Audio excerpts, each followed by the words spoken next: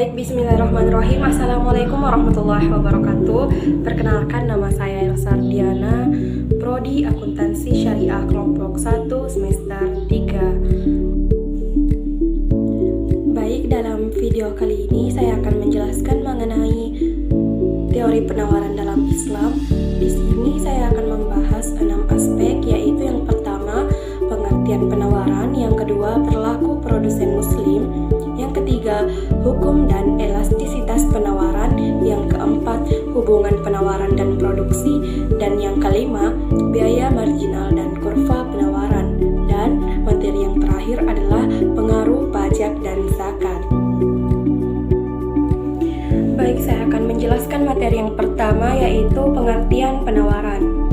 Penawaran dalam ilmu ekonomi adalah banyaknya barang ataupun jasa yang tersedia dan dapat ditawarkan oleh produsen kepada konsumen pada setiap tingkat harga selama periode waktu tertentu. Penawaran biasanya dipengaruhi oleh beberapa faktor.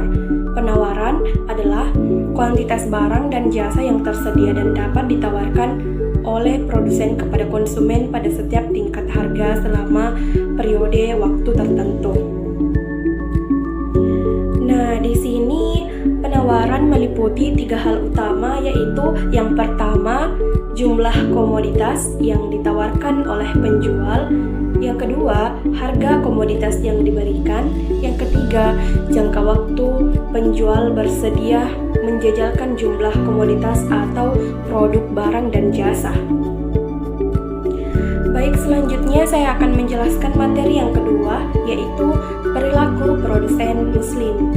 Teori perilaku produsen dalam perspektif Islam merupakan ilmu yang mempelajari perilaku ekonomi manusia di mana perilakunya diatur berdasarkan agama Islam. Memproduksi suatu barang harus mempunyai hubungan dengan kebutuhan manusia. Berarti barang itu harus diproduksi untuk memenuhi kebutuhan manusia, bukan untuk memproduksi barang mewah secara berlebihan yang tidak sesuai dengan kebutuhan manusia. Karenanya, tenaga kerja yang dikeluarkan untuk memproduksi barang tersebut dianggap tidak produktif. Nah, di sini saya ingin menjelaskan mengenai perbedaan perilaku produsen dalam ekonomi Islam dan ekonomi konvensional. Yang pertama, perilaku produsen konvensional menurut Pareto Optimality atau konsep efisiensi, usaha untuk melakukan yang terbaik. Konsep ini memperbolehkan penghancuran kelebihan output jika memungkinkan pelaku bisnis menahan labanya tanpa membuat konsumen menjadi lebih buruk karena naiknya harga. Nah, sedangkan dalam Islam menurut Muhammad Abdul Manan pada tahun 1992, perilaku produksi tidak hanya menyandarkan pada kondisi permintaan pasar, melainkan berdasarkan pertimbangan kemaslahatannya. Nah, sekarang kita masuk ke dalam materi ketiga, yaitu hukum penawaran dan elastisitas penawaran. Penawaran berkebalikan dengan hukum permintaan. Hukum penawaran adalah menunjukkan jumlah yang akan dijual pada harga tertentu. Harga penawaran saat harga barang meningkat, maka akan mendorong meningkatnya penawaran pada suatu barang ataupun jasa. Jika suatu barang atau jasa harganya meningkat, maka si akan memasok barang lebih banyak, dan sebaliknya, jika harga turun, mereka enggan mengurangi pasokan.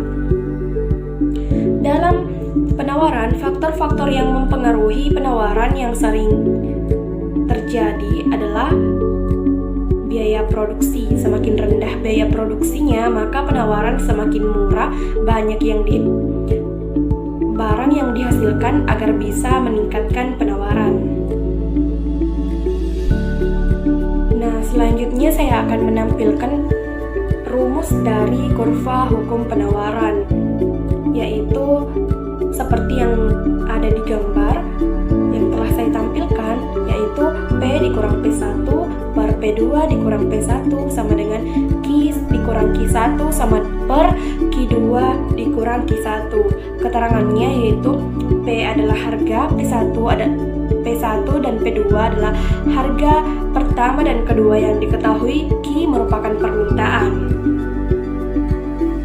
Nah, setelah melihat Rumus dari hukum penawaran. Di sini saya akan menjelaskan sedikit mengenai ciri-ciri kurva penawaran yang terdapat pada hukum penawaran. Yang pertama, kurva berbentuk garis lurus. Yang kedua, kurva penawar dari kiri ke bawah. Yang ketiga, apabila kurva bergerak ke kanan, hal ini menunjukkan terjadinya peningkatan penawaran terhadap suatu barang ataupun jasa. Yang keempat, harga dan jumlah barang berbanding lurus. Dalam hukum penawaran, kurva penawaran akan berbanding lurus, artinya saat harga barang naik, jumlah komoditas yang ditawarkan akan meningkat. Sebaliknya, jika harga turun, maka jumlah komoditas yang ditawarkan juga akan turun. Yang kelima, kurva berslope positif. Dalam hukum penawaran, karena kurvanya bergerak dari kiri bawah ke kanan atas, maka menunjukkan adanya hubungan yang berbanding lurus antara harga dan jumlah barang yang ditawarkan. Yang keenam, bentuk fungsi kurva penawaran. Pada hukum penawaran, fungsi kurva penawarannya adalah Q sama dengan A ditambah BP, di mana Q artinya adalah jumlah barang yang ditawarkan, lalu A adalah konstanta, sementara B adalah kemiringan ataupun gradien, dan P menunjukkan harga suatu barang. Nah, setelah mengetahui ciri-ciri dari kurva, saya akan menampilkan contoh kurva dari penawaran. Dalam hukum penawaran, kurva hukum penawaran ini bisa berubah dan bergeser dan mengalami pergerakan. Faktornya tetama, yakni karena adanya perubahan harga dan adanya faktor ceteris paribus atau faktor selain harga barang itu sendiri. Contohnya antara lain biaya produksi dan teknologi. Nah, di sini saya akan menampilkan kurva yang telah mengalami pergeseran. Artinya, kurva hukum penawaran bisa bergerak tergantung banyaknya kuantitas yang ditawarkan, harga, dan adanya faktor dari luar yang tidak ada hubungan. Baik, sekarang kita akan lanjut ke materi berikutnya, yaitu pengertian dari biaya marginal. Nah, biaya marginal adalah biaya tambahan yang harus dikeluarkan oleh pihak perusahaan untuk mampu membuat suatu produk yang dihasilkan oleh perusahaan. Untuk cara menghitung biaya marginal bisa diperoleh dari biaya produksi tetap maupun biaya variabel. Nah, materi selanjutnya adalah pengaruh zakat dan pajak. Pajak di sini adalah pajak penjualan yang dikenakan oleh pemerintah dan dibayar pada waktu jual beli ke atas barang-barang yang dikenakan pajak penjualan yang itu dilakukan. Pada umumnya, pajak penjualan dikenakan sebesar 10% dari harga atau hasil penjualan.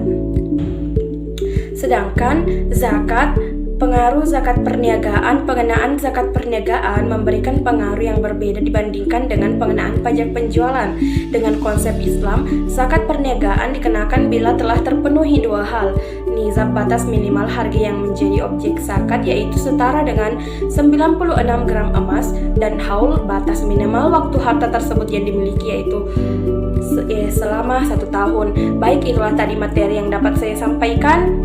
Semoga dapat bermanfaat untuk kita semua. Saya akhiri dengan ucapan Assalamualaikum warahmatullahi wabarakatuh.